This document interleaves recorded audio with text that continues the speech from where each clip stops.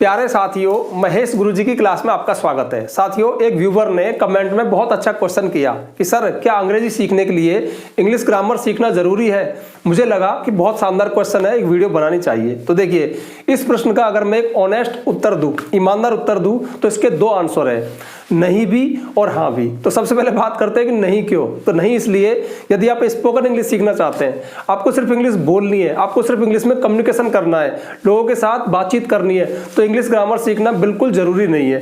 क्यों? क्योंकि उसमें अपने आइडियाज को शेयर करते हैं, कम्युनिकेशन करते हैं। उसमें थोड़ा बहुत अगर गलत भी है सेंटेंस तो चल जाता है, क्योंकि हम जो बोलना चाहते हैं, हम जो कहना चाहते हैं, वो सामने वाला उन वर्ड्स के माध्यम से समझ जाता है। हाँ, थोड़ा बहुत टेंस सही होना चाहिए, जो होता ही है। देखिए, इंग्लिश स्पोकन आपको कोई नहीं सिखाता, वो आप एक माहौल से सीखते हो। वहां पे माना और लोग जो बोल रहे हैं वो थोड़ी बहुत गलत भी बोल रहे हैं, तो आप भी वैसे ही सीखोगे। वहां पे गलत और सही की जांच पड़ताल नहीं की जाती है। वहां पर सिर्फ हमें कम्युनिकेशन यानी बातचीत करनी होती है, तो वहां पे ग्रामर की कोई खास आवश्यकता नहीं है। लेकिन यदि आप एक स्टूडेंट हैं, यदि आप किसी कॉम्पिटिटिव एग्जाम की तैयारी कर रहे हैं, यदि आप इंग्लिश में पढ़ते हैं या फिर कुछ लिखते हैं, या फिर अंग्रेजी सीखना आपका एक शौक है, तो आपको इंग्लिश ग्रामर आनी चाहिए और सही आनी चाहिए। क्योंकि एक गलत सेंटेंस आपके मार्क्स कटवा सकता है, या फिर अगर सामने वाला जानता है तो आपको लज्जित कर सकता है। अब देखिए, एग्जाम्पल के लिए यहाँ पे 6 सेंटेंस है, 6 के 6 बिल्कुल मस्त है, टकाटक है, एकदम सही है। मैं इनको पढ़ के बता देता हूं। जैसे देखिए, आई क्लीन द हॉल, मैंने हॉल को साफ किया था। And my brother clean the kitchen, और मेरे भाई ने किचन साफ की थी। ठीक है, बिल्कुल सही लग रहा है, लेकिन ये सही नहीं है। अगला देखिए, we went to Delhi in train, हम ट्रेन में दिल्ली गए थे। अगला है, I bought this book in 50 rupees, मैंने ये बुक 50 रुपए में खरीदी थी। बिल्कुल सही लग रहा है। हाँ, स्पोकन में तो बहुत टकाटक सेंटेंस है, कोई दिक्कत ही नहीं है, एकदम करेक्ट है। आई एम प्ले क्रिकेट, मैं क्रिकेट खेलता हूं, तो मैं क्रिकेट खेलता हूं बिल्कुल सरसरी दृष्टि से सही लग रहा है, अगर ग्रामर नहीं जानते तो।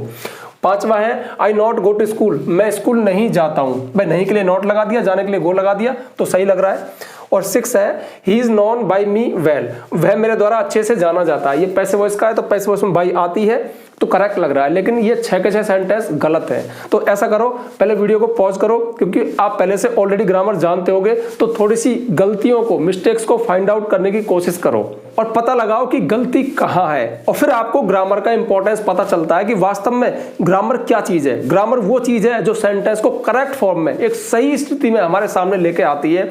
मतलब ग्रामर में देखो, ग्रामर की गलती एक कॉमा की भी हो सकती है, एक वर्ड की हो सकती है, या सेंटेंस में वर्ड ऑर्डर, मतलब शब्दों का क्रम इधर उधर हो सकता है। तो बहुत सारी चीजें होती है ग्रामर में, हजारों रूल्स हैं जो हमें सीखने पड़ते हैं। लेकिन ध्यान रखना, आप डरना मत, अरे यार ग्रामर में हजारों रूल्स है।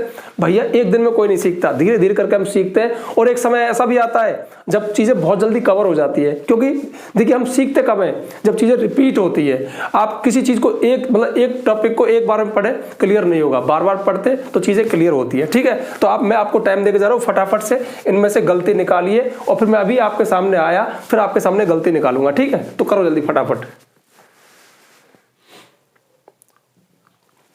तो चलिए, आपने कर लिया होगा।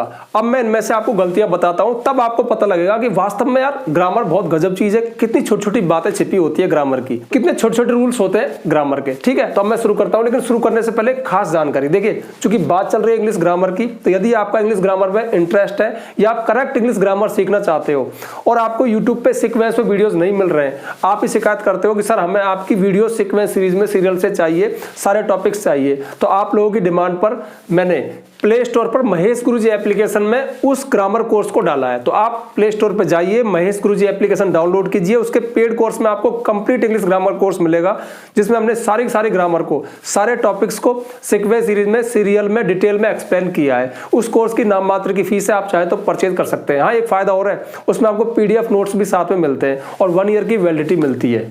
और हाँ, मैं किसी को फोर्स नहीं करता, आप चाहे तो परचेज कर सकते हैं, आप चाहे तो परचेज मत करें। यूट्यूब पे भी कंटेंट है, लेकिन बिखरा पड़ा है और डिटेल में नहीं है। तो देखिए, आई क्लीन द हॉल, मैंने हॉल को साफ किया था। एंड और my brother clean the kitchen, और मेरे भाई ने किचन को साफ किया था। ठीक है, एक बड़ा सा सेंटेंस है, इसमें 2 बात बताई गई है, और 2 सेंटेंस एंड से जुड़े हैं। तो वैसे कोई बड़ी गलती नहीं है, लेकिन देखो मैं आपको बता रहा हूं ग्रामर क्या करती है। ग्रामर में एक कॉमा की भी गलती होती है। यहां पर हमें सिर्फ कुछ नहीं करना, इस एंड से पहले एक कॉमा लगाना है। इस कॉमा के बिना ये सेंटेंस गलत था। अब है ना ग्रामर गजब की चीज। अब आप कहोगे ऐसा क्यों, तो देखिए इसके पीछे लॉजिक है कि जो हमारे कोऑर्डिनेटिंग कंजंक्शन है उनमें से फैन वॉइस सबसे फेमस है। फैन वॉइस पे मैंने कई सारे वीडियोस में आपको बताया है। अब वो तीन चीजों को जोड़ते हैं, टू वर्ड्स को कनेक्ट करते हैं, टू फ्रेजेस को कनेक्ट करते हैं और टू सेंटेंस को कनेक्ट करते हैं। तो जब ये वर्ड्स को और फ्रेजेस को कनेक्ट करते हैं हमारे फैन वॉइस, जैसे एंड है, बट है, नॉर, और, सो, ये हमारे फैन वॉइस है, कोऑर्डिनेटिंग कंजंक्शन कहलाते हैं। तो वर्ड्स को, फ्रेजेस को, सेंटेंस को कनेक्ट करते हैं। तो जब ये वर्ड्स को और फ्रेजेस को कनेक्ट करते हैं तो इनसे पहले कोई कॉमा नहीं आता। लेकिन जब ये दो सेंटेंस को कनेक्ट करते हैं तो फिर इन कंजंक्शन से पहले कॉमा आता है। जैसे मैंने यहां पे लिखा राम एंड श्याम, ठीक है, राम और श्याम को कनेक्ट किया। आगे कोई भी जैसे Ram and Shyam are playing, Ram और श्याम खेल रहे हैं, जैसे ये सेंटेंस है।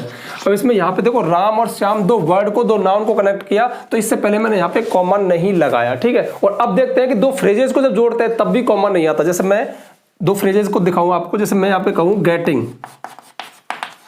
गेटिंग अप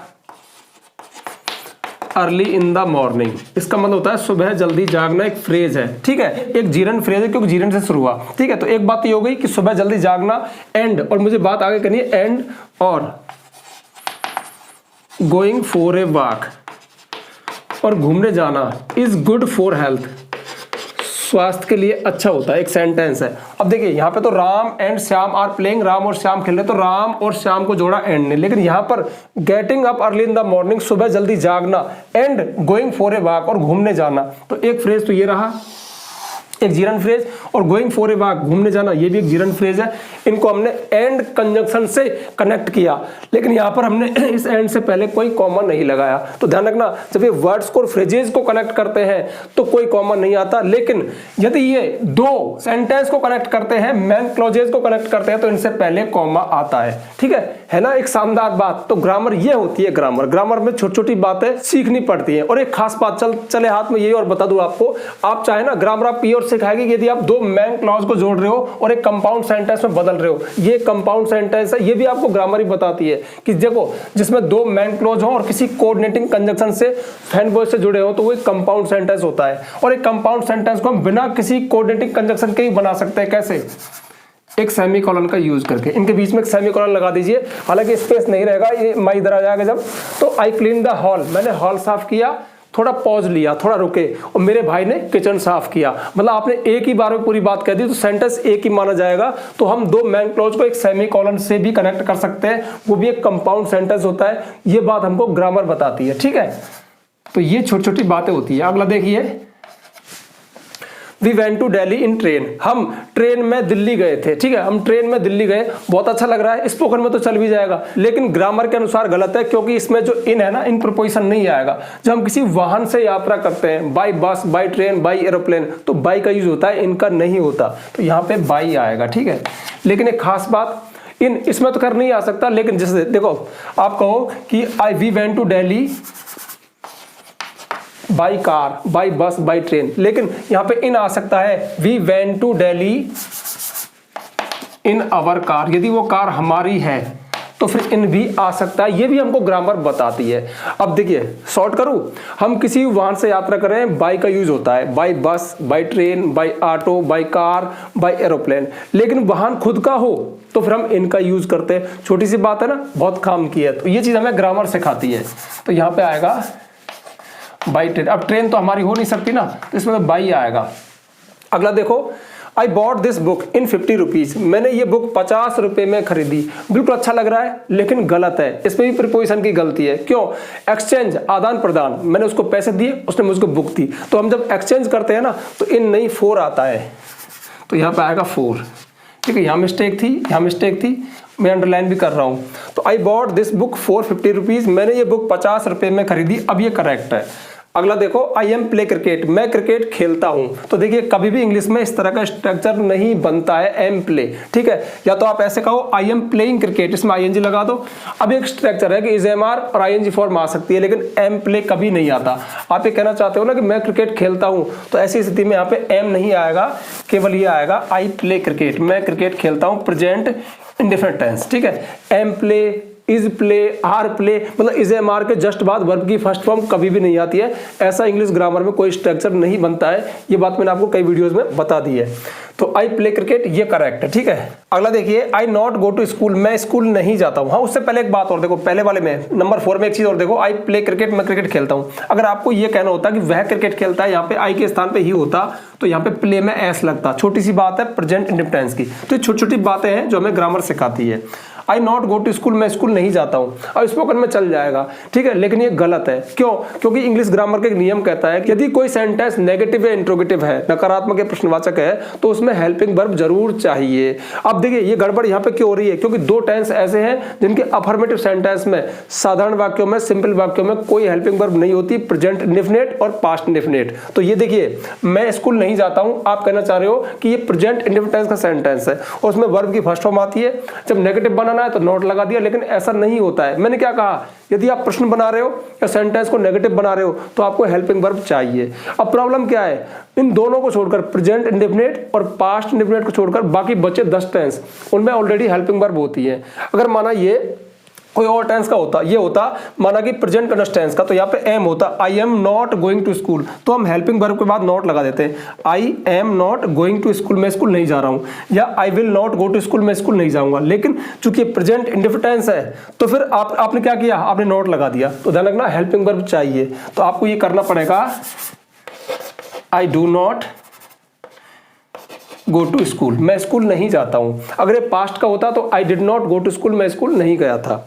अगला देखिए, he is known by me well, वह मेरे द्वारा अच्छे से जाना जाता है। ये पैसिव वॉइस है, पैसिव वॉइस में हम बाई लगाते हैं। देखिए पैसिव वॉइस प्रेजेंट इंडेफिनिट की है, ये हमारा ऑब्जेक्ट था जो सब्जेक्ट बनाया, उसके बाद is am are helping verb लगाई। पैसिव वॉइस में हमेशा थर्ड फॉर्म आती है, नो, न्यू, नॉन, और यहाँ पे बाई जो हमारा सब्जेक्ट है, जो एजेंट बनता है, वो बाई लगा के हम लिखते हैं। लेकिन ध्यान रखना, कुछ वर्ब ऐसी होती है जिनसे पहले हम बाई नहीं लगाते, जिनके साथ बाई का यूज नहीं किया जाता, जैसे known to, married to, oblige to, interested in, surprise at, तो ये और भी हैं। तो ये वर्ब है, इनका ध्यान रखना, ये अगर आ जाए तो इनके साथ हम बाई नहीं लगाते, तो नॉन के बाद फिक्स है टू ही आएगा। Known to me well, he is known to me well, वह मेरे द्वारा अच्छे से जाना जाता है। तो ध्यान रखना, हमने पैसिव वॉइस में बाई नहीं लगाया, टू लगाया, है ना मजेदार बात। तो इंग्लिश ग्रामर हमें ये चीजें सिखाती है। तो कहने का मतलब है इंग्लिश ग्रामर का बहुत इंपॉर्टेंस है यदि आप करेक्ट इंग्लिश सीखना चाहते हो तो, ठीक है। तो इस वीडियो के माध्यम से, इन सेंटेंस के माध्यम से मैंने सिर्फ आपको फोकस करवाना चाहा कि आपके दिमाग में बात चली जाए कि वास्तव में ग्रामर कितनी जरूरी चीज है।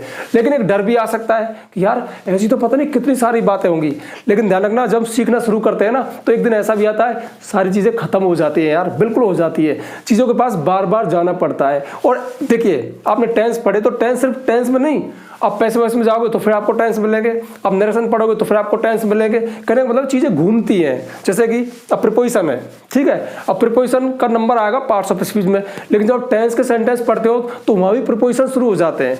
कहने का मतलब है हम कहीं से सेंटेंस देखते हैं ना तो करेक्ट देखते हैं तो बहुत सारे प्रीपोजिशंस का आभास, कंजक्शंस का आभास, एडवर्ब का आभास हमें उनको सीखने से पहले हो जाता है। हमारा माइंड कहता है हाँ यार यही देखा है, ये अटपटा सा लग रहा है, तो अटपटा सा यूं लग रहा है कि वो ग्रामर के अनुसार सही नहीं है। तो कहने का मतलब है इस वीडियो के माध्यम से मैं आपको सिर्फ ये बताना चाहता था कि इंग्लिश ग्रामर का बहुत इंपॉर्टेंस है। वैसे आज तबीयत बहुत ज्यादा ठीक नहीं है, हल्का सा जुकाम है, लेकिन उस कमेंट ने मतलब इतना अच्छा लगा कि तुरंत से मैंने वीडियो बना दिया। ठीक है, अब ज्यादा बात नहीं करनी, बस आपके दिमाग में ये बात डालनी थी कि ग्रामर जरूरी है, कितना जरूरी है आपको पता लग गया होगा। और हाँ, जाने से पहले आपको एक बार फिर से याद दिलाना चाहता हूं, यदि आपका इंग्लिश ग्रामर में इंटरेस्ट है, आप इसको करेक्ट सीखना चाहते हो, सीरियल से सीखना चाहते हो, सारे टॉपिक्स एक छत के नीचे मतलब एक साथ मिल जाए, तो प्ले स्टोर पर जा सकते हो, महेश गुरुजी ऐप डाउनलोड करो। उसके पेड कोर्स में आपको कंप्लीट इंग्लिश ग्रामर कोर्स मिलेगा विद पीडीएफ नोट्स, मतलब सारी इंग्लिश ग्रामर को। नाम मात्र की फीस है, आप चाहे तो परचेज कर सकते हैं। परचेज नहीं करना चाहते कोई बात नहीं, मैं किसी को फोर्स नहीं करता, यूट्यूब पर आपका वेलकम है। वीडियो यहाँ पे मिल जाएंगे लेकिन यहाँ पे सीरियल में नहीं मिलेंगे